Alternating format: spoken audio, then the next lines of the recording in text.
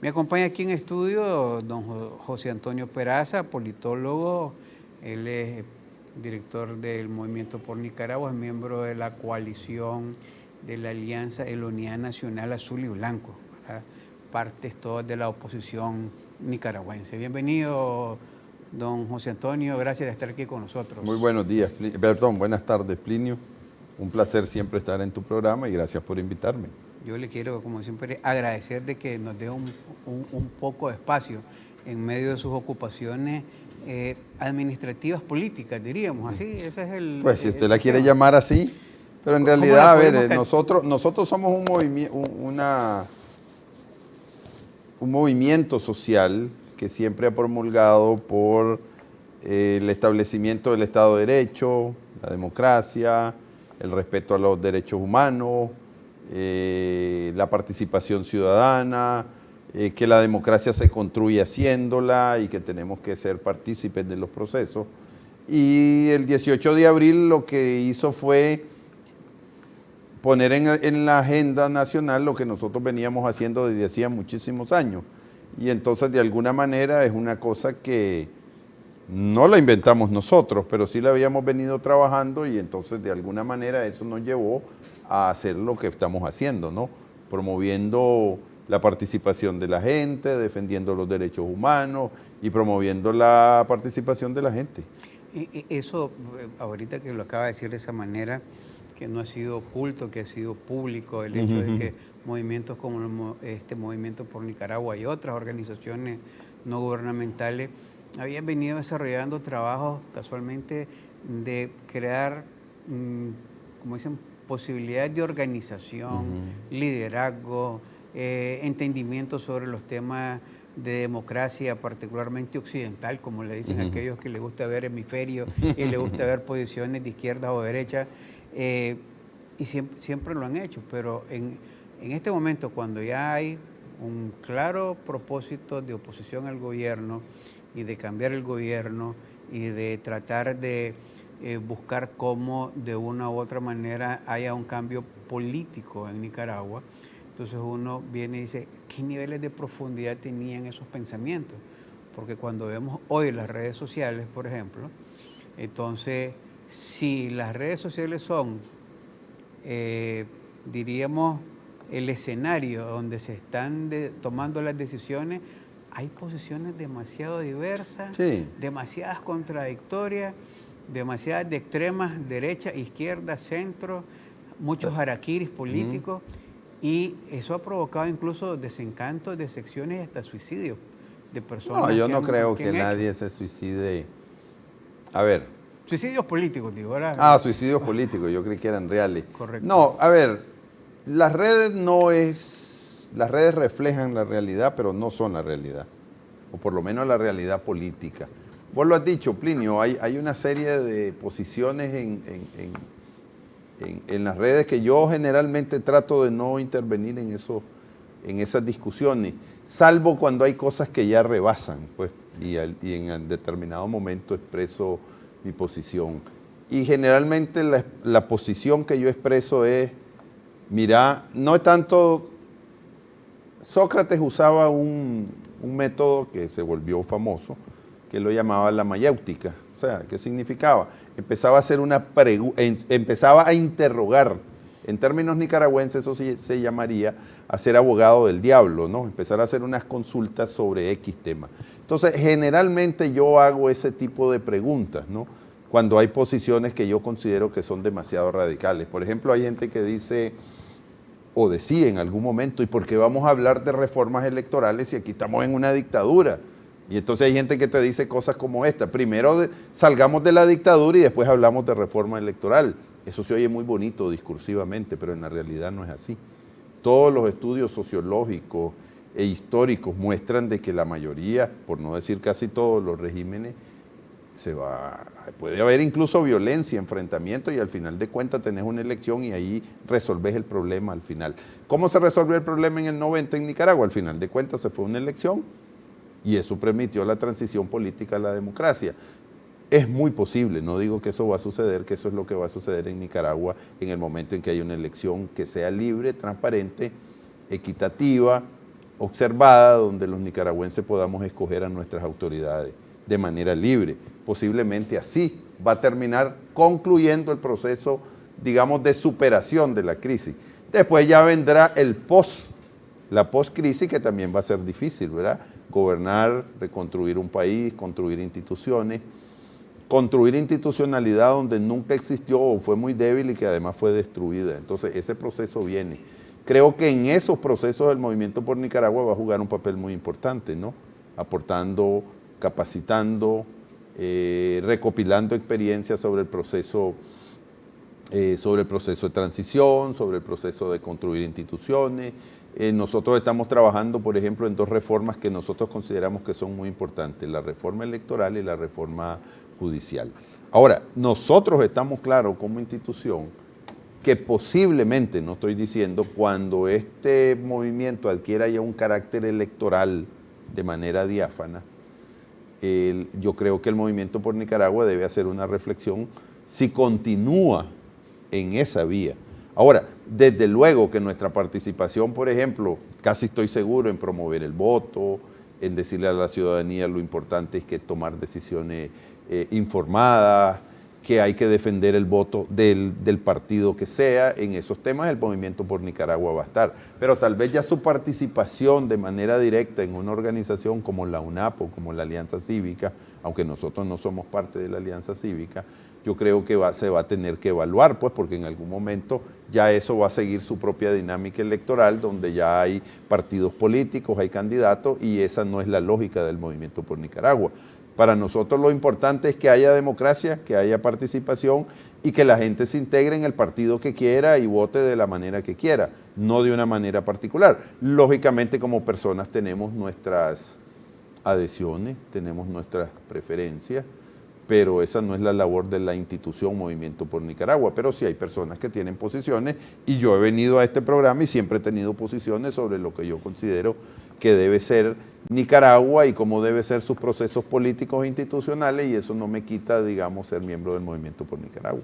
Ahora, dentro de todas estas propuestas de reformas electorales y de cara casualmente al reflejo que dan las redes sociales, de pronto uno dice, hombre, ¿están realmente planteando que la solución es la creación de nuevos partidos políticos, el fortalecimiento de los actuales, o incluso cuando hablaban de suscripción popular en algunos momentos, en algunas propuestas de reforma electorales, uno decía, quieren que la forma en que se acceda al poder en los próximos años, meses, días, o cuando se acuerde y se llegue a un acuerdo político y o se cumpla la ley y la Constitución que actualmente está vigente, sea de qué forma, porque cuestionan los partidos políticos por sus tendencias o por los dirigentes políticos que tienen hoy ellos a la cabeza. Pero los partidos políticos, por ende, son la vía, no se encuentra de otra manera, no sé que sea una monarquía que diga, y de todas maneras... Y hay partidos políticos en la monarquía moderna, ¿verdad? Así es. A ver, se dicen muchas cosas, ¿verdad? Vos tocaste muchos temas. A ver, veamos el tema de la suscripción popular. La propuesta del Grupo Pro Reforma y el tripartito, que no es lo mismo, el Grupo Pro Reforma está compuesto, entre comillas, lo voy a decir porque siempre nos cuidamos de eso, de expertos electorales. Yo siempre he dicho, yo no soy experto en nada, simplemente yo soy un autodidacta. En un determinado momento de mi vida tuve que meterme a ver temas electorales porque mi propio desarrollo profesional me lo exigió. Me dediqué a estudiar las elecciones, participé de manera directa, digamos, como capacitador, como promotor, digamos, del voto, y entonces pues fui aprendiendo algunas cosas. Y así sabemos mucho de los que estamos en el grupo promotor, que unos por el área jurídica, otra por el área de la organización, etcétera, etcétera. Se nos ha llamado expertos, no nos molesta que nos llames expertos, pero en realidad somos personas informadas sobre ciertos temas, correcto. Y después se sumaron las dos organizaciones políticas nuevas que de alguna manera representan el espíritu del 18 de abril, que estoy hablando, la Alianza Cívica y la Unidad Nacional Azul y Blanco. ¿Cada una de ellas hizo un grupo de expertos o de conocedores? No, ellos hicieron su propuesta electoral nosotros teníamos la nuestra y nos juntamos durante varias semanas hasta que llegamos a la conclusión de cuál podría ser la propuesta, digamos, que más se adapte a las circunstancias del país y en las condiciones que estamos. Eso ya está definido. Pero el Grupo Pro Reforma fue más allá, se reunió con los partidos y hicimos matrices diciendo, bueno, los partidos piensan esto, nosotros pensamos lo otro, y llegamos a una conclusión que nosotros la sospechábamos, pero que la descubrimos. Resulta que con los partidos tenemos una gran coincidencia. En gran medida, hay veces hasta más del 90% de lo que nosotros proponemos. ¿Dónde están las diferencias importantes? Y que no es con todo. Están básicamente en la formación de nuevos partidos políticos, ¿verdad? Que los partidos, lógicamente, con más tradición, tienen sus reservas sobre promover, digamos, o flexibilizar los requisitos para que hayan nuevos partidos políticos y las condiciones que se deben cumplir, que básicamente es que tener representación territorial de esos partidos en los 153 municipios. Que lo que el Grupo Pro Reforma había propuesto era que ese porcentaje, que es del 100%, se redujera al 50%. Hay mucho cuestionamiento a ese planteamiento, incluso nosotros ya tenemos como norma que lo vamos a discutir con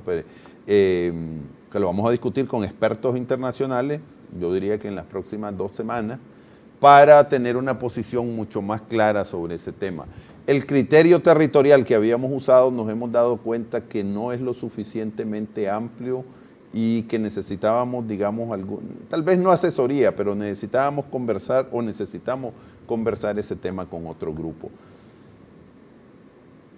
El tema de la suscripción popular es otro tema, ¿verdad? Que en el fondo son candidaturas independientes, ya existían en 1996, alguna gente decía que eso no exista porque eso le va a permitir al Frente Sandinista, digamos, intervenir en los territorios y crear un montón de candidaturas que nos van a crear problemas. Hay otros grupos que dicen, no importa, hay que darle participación a todas las instancias y por lo tanto debe haber suscripción popular hasta para presidente de la República. ¿Qué quiere decir? Que yo con una cantidad de firmas puedo crear una suscripción popular y decir, yo propongo a Plinio Suárez para presidente de Nicaragua y punto. Y no hay ningún problema.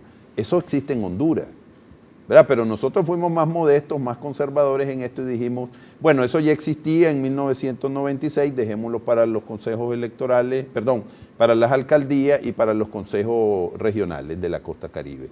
Y ahí quedó, ¿verdad? Eso no quiere decir que en un futuro, cuando ya tengamos democracia y haya posibilidades de debatir estos temas, yo soy un profundo convencido de que deben haber reformas electorales de segunda generación. ¿Qué significa segunda generación? Bueno, ahí vamos a revisar un montón de cosas. Por ejemplo, las personas de los grupos étnicos de la costa del Caribe reclaman mucho su participación. Dicen, bueno, es que nosotros hemos sido desplazados por los mestizos y por lo tanto no podemos tomar decisiones en las alcaldías porque los mestizos legislan para que beneficiara a los mestizos, no a nosotros. Y hay una serie de problemas en la ley electoral que hay que tocar, el tema del financiamiento, el tema de la participación de los consejos regionales, el tema de la participación de las minorías étnicas en los municipios, el tema de la cantidad de diputados, el tema de si es necesario tener parlamento centroamericano, el tema de cómo es la fórmula de cálculo para determinar cuántos diputados sacan con cierta cantidad de votos, y el listado es casi infinito, ¿verdad? Ahora, voy a hacer una pausa comercial. Usted habló algo y lo dijo, pero para los sectores de oposición, cuando lo dicen, bueno, se entiende que hay un proceso de lucha para acceder al poder, ¿verdad? Entonces, una de las cosas es el cuestionamiento del actual sistema político, entre ellos el tema de cómo acceder al poder electoralmente. Usted decía, cuando ya tengamos democracia, dice, plena. No, es que no hay democracia en Nicaragua, eso yo estoy convencido. Y por algo yo estoy en el MPN. En Nicaragua hay una dictadura, y hay que estar claro.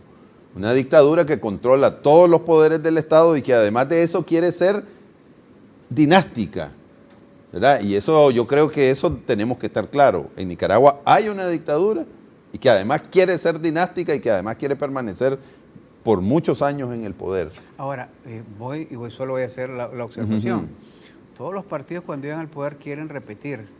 Pero eso es otra cosa. Lo que cuidan es el tema de las dinastías. No, ¿verdad? pero es que,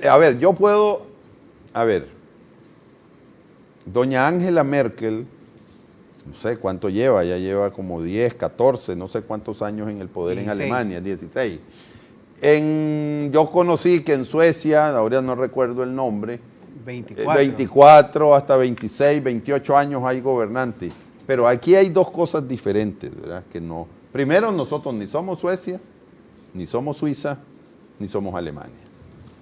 Hemos tenido, decía don Emilio Álvarez Montalbán, haciendo las cuentas, que hemos vivido 70 años de democracia y todos los demás en dictadura o en semidictadura. Y él decía que la democracia era cuando estaban los conservadores. Solo cuando estaban los conservadores. Porque él era conservador. Lógicamente don Emilio era lo suficientemente inteligente para saber que no era así.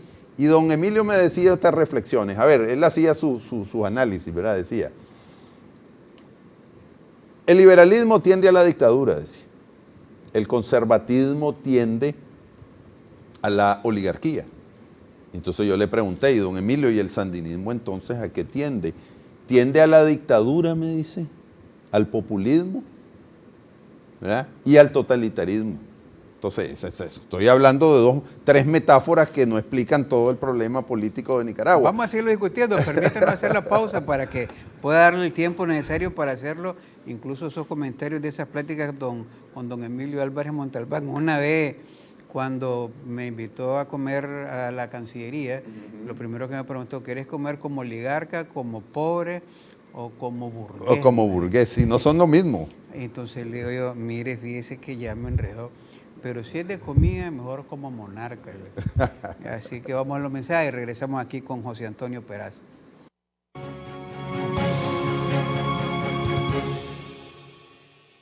La noticia no es opinión, son los hechos reales que nos afectan a todos. Somos un medio independiente que presenta la noticia de forma objetiva.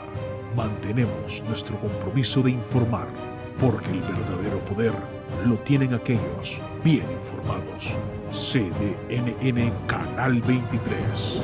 Aquí estamos. Seguimos informando.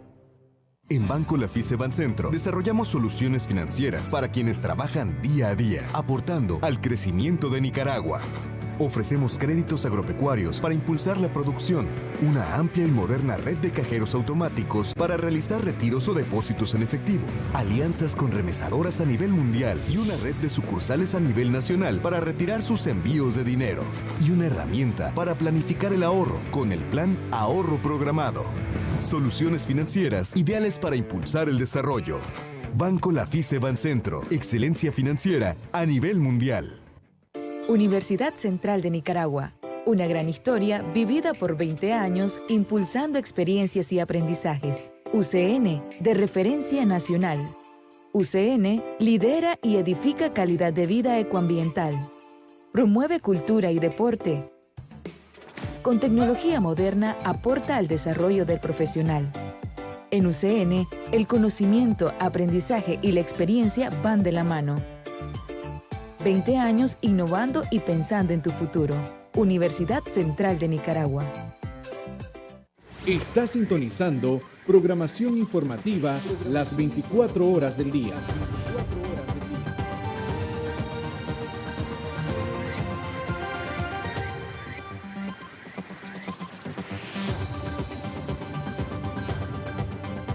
Somos CDNN, Canal 23, Canal 23.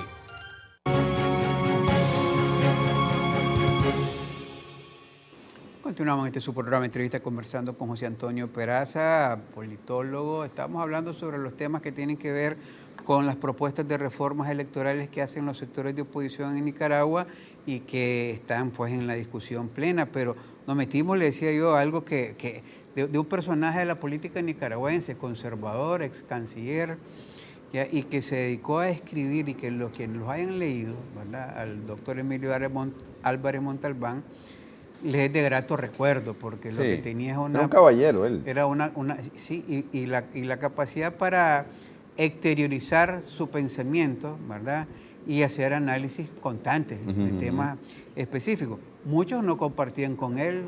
No, ni yo.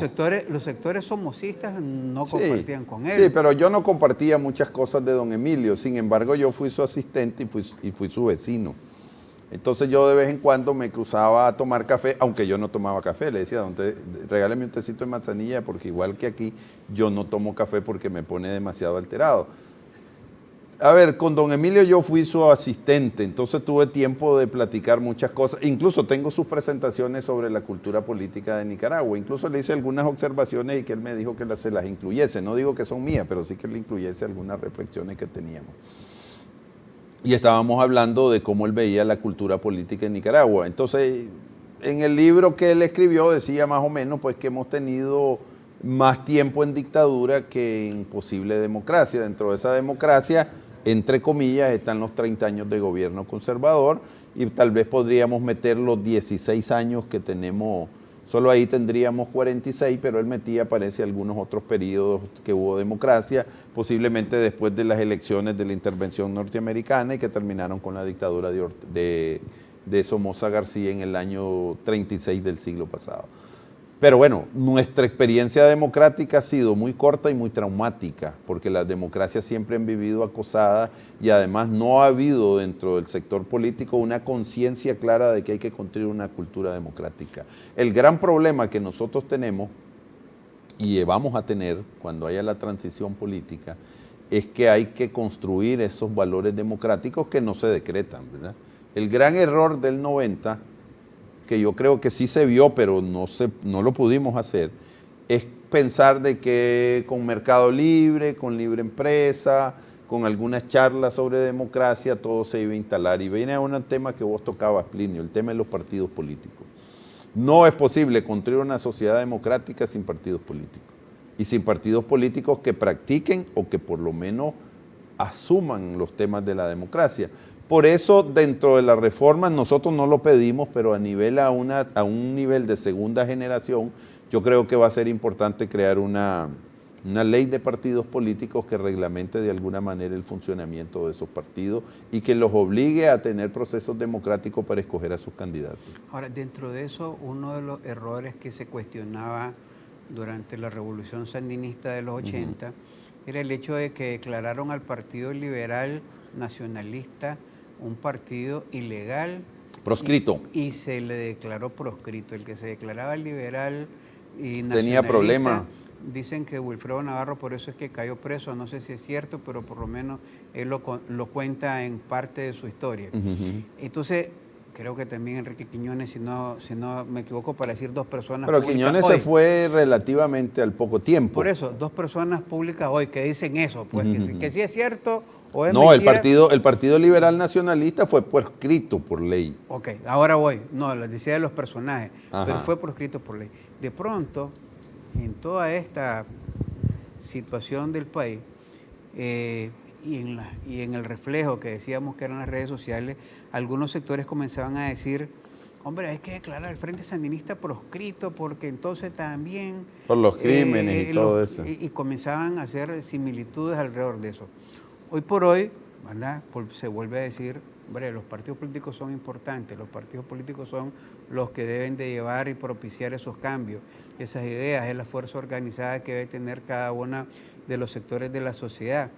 Pero, por ejemplo, en estas reformas que ustedes están discutiendo, cuando ya trascienden a eso, hay, diríamos, amenazas como esa que tuvo el Partido Liberal Nacionalista con el FCLN. No las hay. ¿Son parte solamente de ese reflejo y esas contradicciones de opiniones que se dan? No, ahí? hay gente que piensa eso, pero definitivamente en el grupo Pro Reforma no. Y de manera personal yo jamás apoyaría eso, pues porque yo no creo que ningún partido debe ser proscrito. Incluso partidos como el Frente Sandinista, que en general yo creo, y eso es algo que yo tengo que expresar, yo creo que los pasivos del Frente Sandinista con respecto a Nicaragua son más que los activos. En otras palabras, que el Frente Sandinista le ha hecho un tremendo daño a Nicaragua desde el 79 hasta el día de hoy. Pero eso no quiere decir que todos los sandinistas podamos meterlos en ese mismo bolsón. Yo creo que hay personas, como en todos los partidos, personas decentes, personas que lo hicieron con conocimiento de causa y creyendo que hacían lo mejor por el país. Desgraciadamente, cuando uno analiza la historia, digamos, del Frente Sandinista, que básicamente es una historia de 40 años o un poco más, digamos, desde el 79, ya existían antes, pero eran un grupo guerrillero, pero como partido político empiezan a conformarse en 1979. Por ejemplo, el Partido Sandinista va a una asamblea de cuadros, llamémoslo de alguna manera, y elaboraron un documento que se llamaba el famoso documento de las 72 horas, que lo hicieron, si no recuerdo mal, en septiembre o en octubre del año 79. Yo me he tomado la molestia de leer muchas veces ese documento, y yo cuando leo ese documento me digo, de esto lo único que podía salir era la violencia. Porque precisamente el concepto es que vamos a excluir a todo lo que no se parezca a lo que nosotros queremos construir. Y esa es para mí una de las grandes lecciones de lo que no se debe volver a Por hacer. eso le decía, en ese momento hubo, y uno de los errores de los que se habla es que se declaró proscrito a ese partido liberal nacionalista. Entonces uno viene y dice, bueno, es que era el somocismo, era la dictadura, eran los 50 años de somocismo que afectaron al país. Y se llegó en los años 90 a un pensamiento de reconciliación, e incluso doña Violeta, que fue una de las familias Chamorro afectada en eso, por ser la esposa del mártir de las libertades públicas. Entonces uno dice, ya se había superado. Hoy vuelve a hacerse como sentir, pero en el caso de los temas electorales y estas reformas que ustedes plantean, no lo están viendo de esa manera radical. No, jamás. Es que seríamos... Y es la modernización de los partidos, eso sí, previo a una elección. No, lo que estamos viendo... A ver, en las reformas que nosotros planteamos de inmediato, o sea, producto para hacer la transición política, nosotros estamos conscientes de que debe haber una ley electoral que norme a los partidos políticos para obligarlos a que tengan procesos democráticos. Pero nosotros estamos claros que es muy difícil que eso pase en la primera generación de reformas electorales. ¿Por qué? Porque tenemos partidos que no son democráticos. El Frente Sandinista no es un partido democrático. Incluso sus órganos de gobierno, que yo no conozco mucho sus estatutos, o muy poco, definitivamente yo no veo procesos ni asamblea, ni procesos asamblearios, ni elecciones en el Partido Sandinista. Incluso en la elección del 2016, creo que Daniel Ortega dijo de manera categórica que pedía que le dieran la oportunidad de nombrar él sin ninguna intervención de ningún órgano del partido a los candidatos. Eso demuestra la tendencia autoritaria. Y por eso a mí me sorprende que ellos ahora digan que qué fue lo que pasó el 18 de abril. Es contundente lo que pasó el 18 de abril. Ahora quieren inventar una contranarrativa, digamos, que desmonte lo que la mayoría de los nicaragüenses sabemos que pasó el 18 de abril, principalmente en los meses de abril, mayo y parte de junio. Yo creo que eso ya quedó marcado. Así como el somocismo tenía sus matanzas, ¿verdad? Que se usaba esa palabra, matanza. Yo creo que el sandinismo tiene sus matanzas. Y eso no se va a borrar de la historia porque alguien quiere inventar una narrativa diferente diciendo que fueron un montón de terroristas, tranqueros y, ¿cómo se llama el otro? Y vandálicos los que hicieron eso. Eso ahí va a quedar, así como quedaron las matanzas del somocismo, como quedaron, digamos, el ataque al campamento de Sandino en el año 34, y pues esas cosas ahí van quedando en la historia. Eso yo creo que ya quedó certificado. Los somocistas siguen diciéndole a los sandinistas que eran bandoleros y que eran turbas y que eran todo. Y bueno, hoy se usa lo mismo. Lo están diciendo. Pero eso no significa que... A ver, pueden haber contranarrativas. Correcto, son temas de la historia. Pero yo creo que la historia ya va quedando registrada. Bueno, pueden haber matices, pero la historia va quedando registrada. De esto estaba hablando con un historiador y él me estaba cambiando la historia que él mismo había escrito. Bueno. Entonces le digo yo, bueno, está bueno que la esté actualizando, leo todos los días. La historia siempre la escriben los vencedores, eso estemos claros. Y el vencedor es el bueno y el perdedor es el malo. Eso en todas las sociedades sucede. Sin embargo, y la historia no es 100% cierta. ¿Por qué? Porque hay visiones, hay énfasis, porque somos seres humanos y percibimos la realidad de manera diferente. Sin embargo, eso no significa que en el transcurso de los años se vaya asentando, digamos, cierta perspectiva de lo que sucedió. Por ejemplo, yo creo que para nadie salvo grupos muy pequeños, alguien puede argumentar que durante la época somocista no hubo una dictadura. Yo creo que casi nadie se atrevería, pues habrá gente, ¿no? Pero casi nadie se atrevería a decir que aquí no hubo una dictadura. Casi nadie se atrevería a decir, porque los datos lo muestran, que la economía en los últimos años del régimen somocista fue la mejor que hemos conocido en toda la historia de Nicaragua, ¿verdad? Teníamos básicamente casi $2.500 de ingreso per cápita y hoy apenas andamos por 1.850 y algo. Claro, esos son los análisis económicos alrededor de comparar cada una. No, pero es que la comparación uno la hace deflatando y dándose cuenta de que si ponemos a los dólares del 2010, y eso tengo el cuadro y lo ando en mi teléfono, no hay duda, desde ese punto de vista, sin entrar en los detalles, que no ha habido PIB más alto en Nicaragua que el que tuvimos en la época de Somoza comparado con la población. Claro. Eso es un hecho real, objetivo. Si la distribución era mejor, si era justo que hubiese gente que controlara gran parte de la riqueza del país, eso son otras apreciaciones. Pero eso sí es claro. Como es claro que al final del somocismo hubo una matanza, ¿verdad? Y que la Guardia Nacional cometió crímenes de lesa humanidad. Claro, y que hubo bombardeos y que fueron públicos y que fueron así es. Los aviones, los push and pull y todo eso que se recuerda ahí, y entonces después otros quieren recordar con lo que pudo haber ocurrido durante el año 2018. Pero voy a hacer la parte de las reformas electorales. Sigue siendo el partido la forma de acceder al poder, eso sí. Es que eso no lo podemos cambiar. Proponen cambiar. Sería locura. Bueno, hay gente que siempre hay gente que plantea cosas, tengamos suscripción popular para todos lados, tengamos partidos políticos regionales y departamentales. En la evaluación que ustedes han hecho, no es todavía... No, eso no, yo creo. Hay gente... Pero no estamos en condiciones de país por cultura, por voluntades y de los proponentes, porque ahí veo a Bonifacio Miranda, yo creí que había propuesto la dictadura del proletariado, ¿verdad? Entonces yo... ¿Será que lo invitaron para...? No, Bonifacio, Bonifacio y yo, a pesar del respeto y el aprecio mutuo que tenemos entre ambos, porque incluso trabajamos juntos, no en la misma área, pero sí nos veíamos frecuentemente, tenemos diferencias muy importantes sobre ciertos temas. No porque yo esté en contra de Bonifacio, sino creo que el país no está en los tiempos para hacer muchas cosas, ¿verdad? Y yo en eso sí he sido bien claro, y yo creo que Bonifacio también lo comparte. Lo que pasa es que él es más optimista que yo. Yo soy muy optimista, pero él quiere que las reformas se hagan ya. Yo deseara que se hicieran ya. Por ejemplo, yo deseara que hubiera el 50+1 ya, y que fuéramos a una elección 50+1 para ganar la presidencia de la República. Pero y hoy es 30. No, hoy es nada, hoy es mayoría simple. Bueno, con las reformas del 2014, Daniel Ortega puede ganar con un voto. Cualquiera, no solo cualquiera.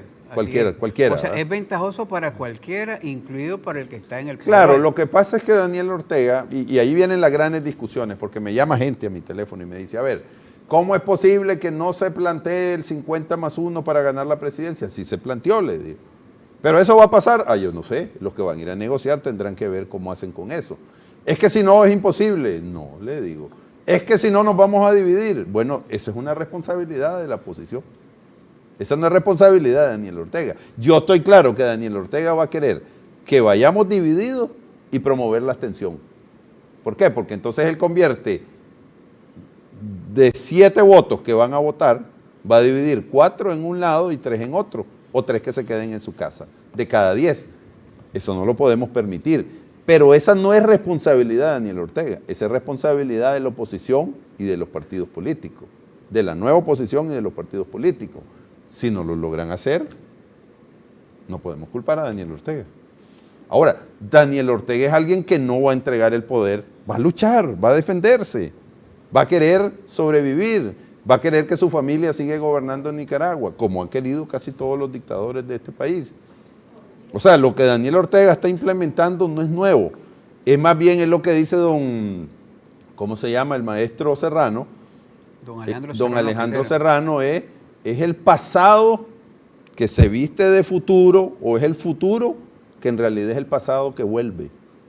O sea, porque lo que estamos viviendo ahorita no es el futuro, como ellos quieren decir. Eso lo escribió reciente el maestro Serrano. Eso es viejísimo, está en sus textos. Está en la Nicaragua. Posible. Imposible, le decía yo Sí, cuando la pero hizo ahí en la el UNAM. doctor Serrano dice, y te puedo mandar el texto porque lo tengo bien señalado en un libro reciente que va a salir, donde yo toco ese tema. Precisamente el doctor Serrano dice, en Nicaragua siempre el futuro es el pasado que vuelve.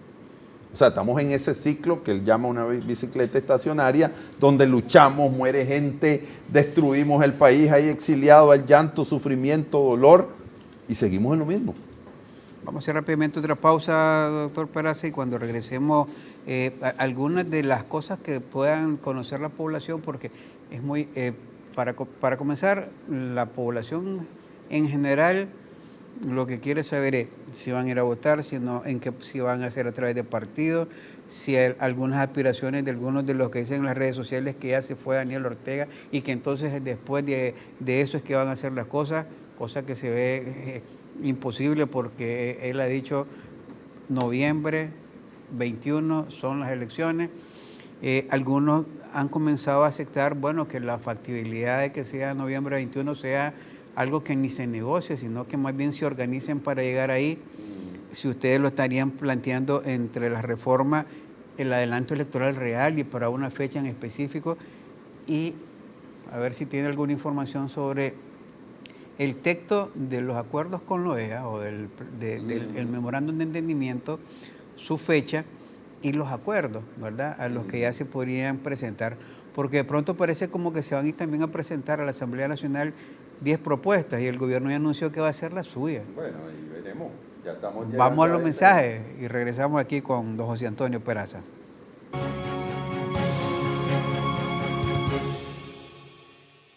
En Unicid contamos con más trayectoria, prestigio, seguridad, alianzas. Contá con más facilidades de ingreso, programa de becas, modalidad presencial y virtual, nivelación académica.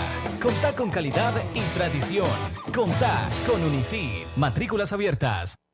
Que la compra de tu repuesto automotriz no te fatiguen por la incomodidad y la falta de seguridad. En la tienda de repuesto automotriz Fenicotaxi RL en la ciudad de León te ofertamos un amplio stock de repuestos de las mejores marcas a excelentes precios, buen confort y área de parqueo. Visítanos. En el reparto venceremos de la entrada principal 2 cuadras hacia arriba o llámanos al teléfono 2315-0002 porque comprar en Fenicotaxi es algo más que comprar. Desde cualquier lugar del país puede comprar y pagar en línea desde su celular, tablet o computadora. Haga clic al link de cobro enviado por el comercio, introduza sus datos y medio de pago y listo, sin hacer fila, movilizarse o perder tiempo. Payphone, fácil, rápido y seguro. Banpro, Grupo Promérica. Está sintonizando programación informativa las 24 horas del día.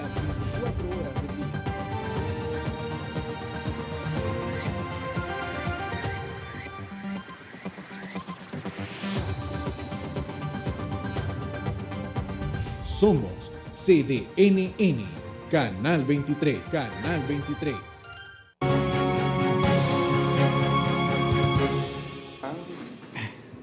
Continuamos ya en esta parte final de su programa de entrevista conversando con José Antonio Peraza, politólogo, miembro de estas comisiones que discutieron y están proponiendo lo que son reformas electorales desde los sectores de oposición en Nicaragua.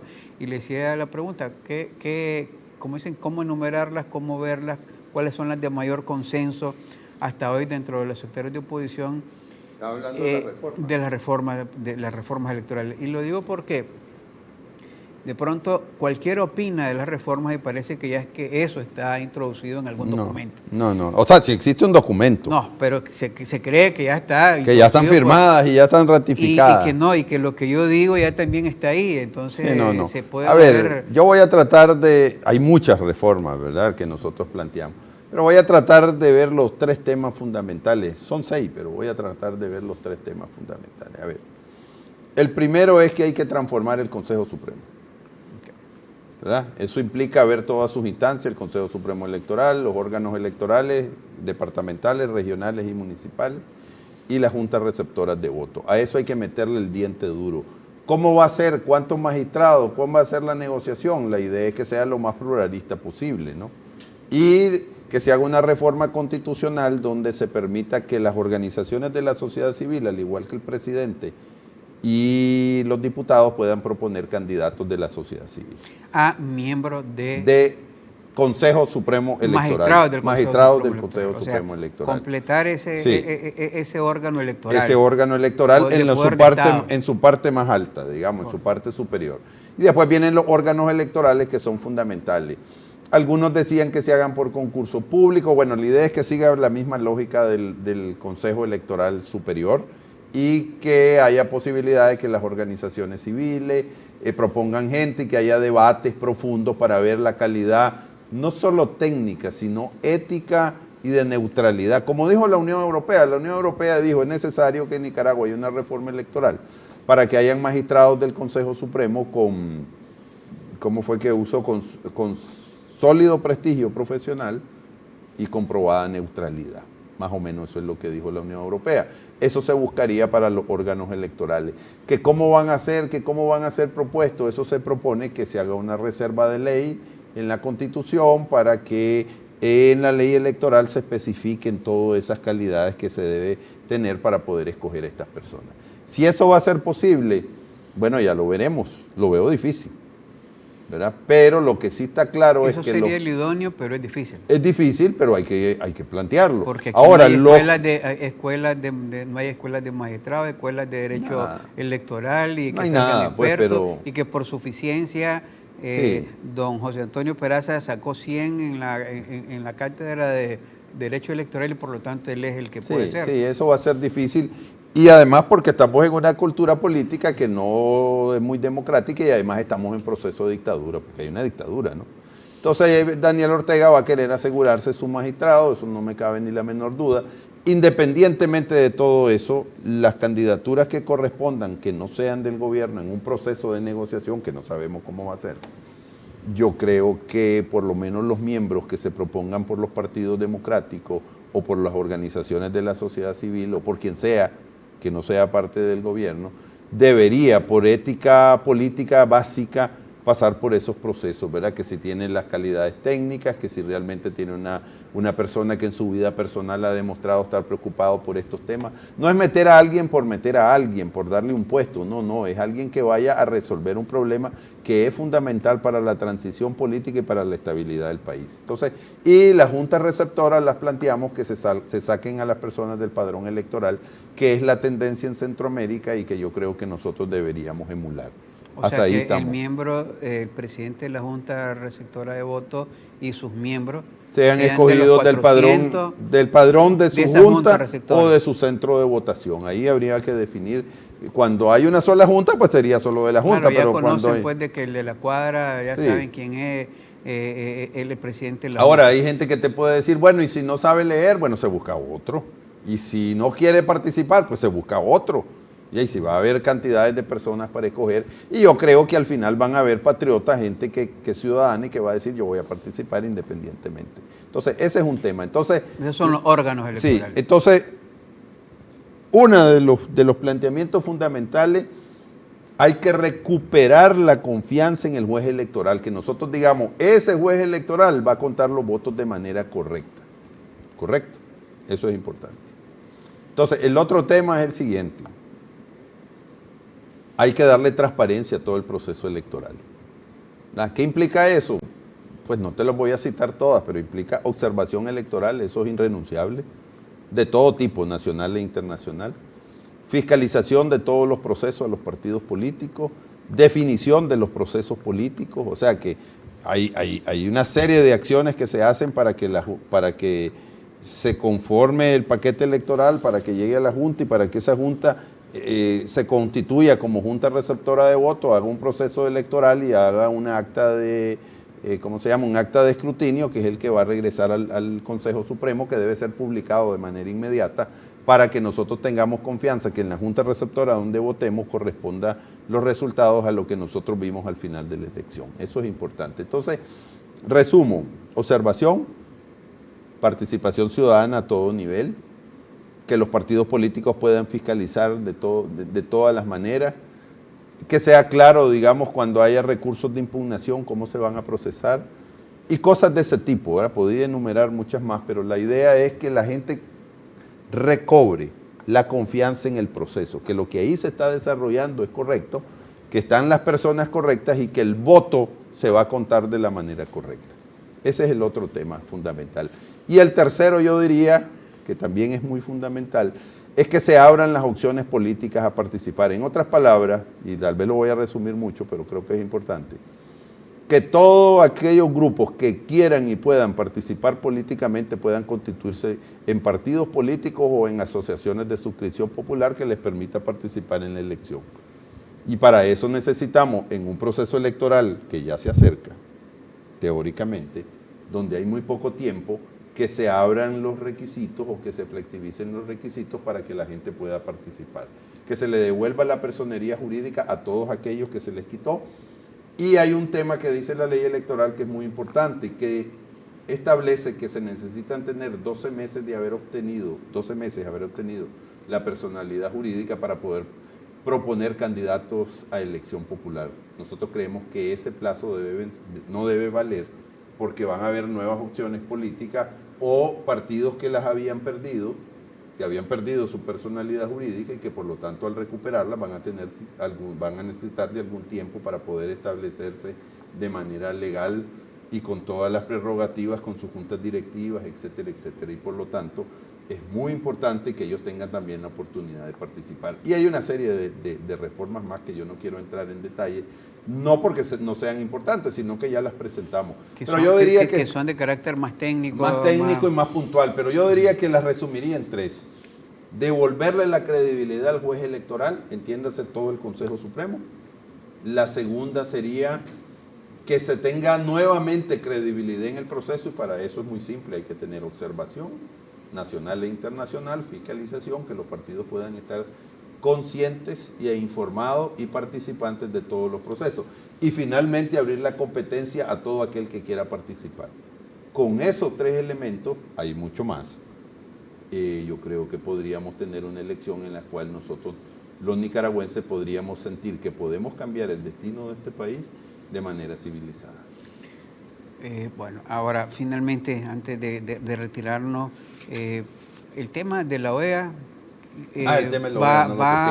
¿va a incidir en esta propuesta de ustedes o están esperando que se quede en el acuerdo que tenían con el gobierno o ustedes lo están retomando, ustedes lo van a tener como alguna condición para lo que están proponiendo? Bueno, el gobierno ha mandado señales, no sabemos cuán ciertas son, de que él quiere hacer una reforma electoral unilateral. Puede hacerlo, pero creo que eso daría muy poca legitimidad a su reforma y si hay partidos políticos que corren a hacer esa reforma, posiblemente refuercen los sentimientos de rechazo que hay en algunos sectores amplios sobre ese proceso. Hay partidos como C por L que ha dicho, mientras no esté la OEA, nosotros no participamos. El Grupo Pro Reforma considera que es importantísimo que la OEA esté en el proceso. Ese protocolo de entendimiento se vence en el próximo mes, a finales del mes de febrero, y por lo tanto vamos a ver qué hace el gobierno. Va a ser muy difícil que sin la participación del órgano electoral de la OEA, cualquier reforma que haga el gobierno de manera unilateral tenga vigencia o por lo menos tenga la legitimidad que todos deseamos. Eso, ahora, ya lo último, ¿cómo están estos temas de los procesos de organización de la oposición como tal? ¿Verdad? Porque uno de los grandes reclamos que hay es la democracia interna entre los partidos. Claro. Entonces, ahora como hubo toda esta situación del 2018, ya se sienten con mayor autoridad muchos sectores, ¿verdad? Y legitimidad, porque incluso de pronto el gobierno americano los llama y entonces no va nadie de partido político, van de organizaciones de la sociedad civil o de estas organizaciones que ahora están representándose, le digo Alianza Cívica, Unidad Nacional Azul y Blanco, y la coalición, que entiendo ahora está por encima de las dos para los efectos electorales. Pero ¿cómo están de cara a comprometerse con esas propuestas de reformas electorales? A ver, un tema fundamental ha sido que se creó un grupo que se llamó el Grupo Tripartito, ¿no? Ahí está la Alianza Cívica, la Unidad Nacional Azul y Blanco y el Grupo Pro Reforma. Si hay un tema importante de este proceso es que discutiendo las reformas electorales, muchos de los sectores que participaron en esa discusión, digamos, de alguna manera vencieron la desconfianza, se recuperó, digamos, el deseo de construir cosas en común y de crear puentes en vez de crear, digamos, separaciones que no benefician al pueblo de Nicaragua, mucho menos en las circunstancias que vivimos, ¿verdad? Entonces yo creo que hay bastante criterios positivos y acordados entre estas tres organizaciones. Pero ahora viene el tema de los partidos políticos, ¿no? Que, como ya te dije, en general tienen posiciones bastante parecidas a las que nosotros tenemos, pero hay algunas diferencias que principalmente están en la participación de nuevas fuerzas políticas, en despartidizar algunas áreas del Consejo Supremo, en la posibilidad, por ejemplo, el PLC plantea que ellos quieren que el tema del transfugismo siga siendo vigente en la Constitución. Nosotros consideramos que no, que eso debe eliminarse porque, bueno, debilita, digamos, la participación y la libertad del diputado, del representante, para poder tomar decisiones de manera independiente. Pero son temas que hay que discutir. Pero en general, la propuesta, por lo menos por estos dos sectores nuevos y el Grupo Pro Reforma, yo creo que pues, ya las concluimos, ya hay consenso en los temas que yo te he determinado aquí, y ahora vamos con el tema de los partidos políticos. Personalmente yo creo que es importante la participación de los partidos políticos, y algunos hablan de códigos de ética. Yo no tengo ningún problema que existe un código de ética, soy escéptico a esas cosas, ¿verdad? Porque los 10 mandamientos existen desde hace 5.000 años y no necesariamente por eso no se violan todos los días. Entonces, es importante escribir normas de comportamiento, pero no soy tan entusiasta de que eso va a resolver el tema, digamos, de cómo nos comportamos políticamente los nicaragüenses. Entendido, don José Antonio, y copio ese mensaje final, ¿verdad? Que lo está haciendo casi en parábola, como dirían los religiosos. Pero... Bueno, yo he leído muchos libros sobre ese tema, pero hay un libro muy interesante y que te lo recomiendo, se llama Y seréis como dioses, es de Erich Fromm, donde él hace un estudio antropológico, digamos, de la concepción de Dios, del hombre y del mundo, en los judíos, en la tradición del pueblo judío durante los últimos 5.000 años. Y analiza precisamente el tema de los 10 mandamientos, cómo surgieron, y es posiblemente dentro de la tradición cristiana, digamos, el primer código de ética que se conformó. A lo mejor no nos metamos a eso, nos van a regañar, nos van a mandar a rezar a usted, ¿verdad? Y después vamos a tener problemas. Gracias de nuevo, don José Antonio. Un placer, Plinio, estar acá. Compartiendo siempre esto y otros temas a profundidad. La próxima vamos a hablar sobre don Emilio Álvarez Montalbán. Para los jóvenes que no lo conocieron particularmente. Yo te propongo algo, sí. Yo ya te lo he propuesto varias veces. Hablemos de cultura política y hay dos personajes que son los más representativos de este tema en este país. Don Emilio Álvarez Montalbán y Oscar René Vargas. Uno se llama La cultura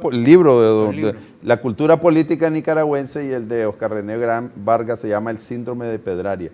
Yo te propongo que hagamos una hora de programa sobre esos dos libros para ver por qué es que somos como somos. Pues. Si está firmado por Oscar René Vargas como embajador en Francia, sí se lo acepta. Bueno, yo tengo firmado el libro por él, pero no como embajador de Francia. No.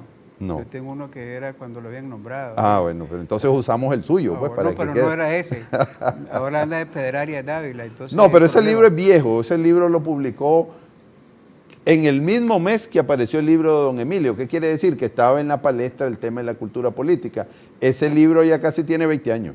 Ya, vamos a leerlo. Ese no lo he visto, el de Pedrarias, pero lo he visto reflejado y vi que los de la unidad de la coalición mencionan a Pedrarias Dávila, no mencionan a los Chamorros. No, solo los Pedrarias. Solo los Pedrarias.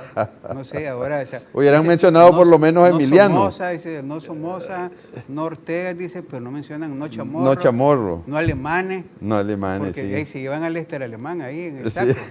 Ya, no creo que el Lester tenga ese problema. No, pues, pero por los apellidos. Los apellidos, sí, pero... Y aquí si dicen mañana que no hay Peraza, vaya. No, a ver, miren, los Perazas no es problema porque somos como 5 en todo Nicaragua. No, que yo conozca, solo hay como 2 o 3 y que no son familia mía.